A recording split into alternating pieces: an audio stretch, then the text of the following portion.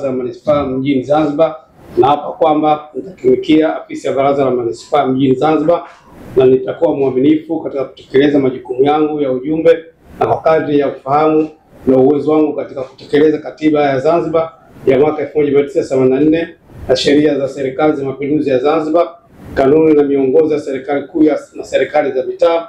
Ewe Mwenyezi Mungu nisaidie.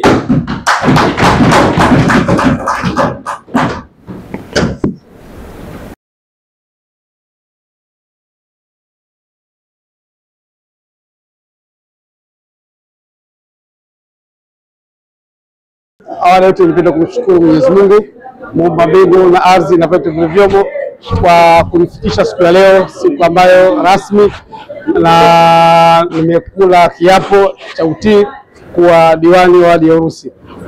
Matarajio ambayo ya wananchi wa wadi ya Urusi wategemea matarajio mazuri na yaliyotukuka, kwa maana walinituma na unapotumwa na wananchi, kazi kubwa ni kwenda kutekeleza yale ambayo wananchi wamekutuma.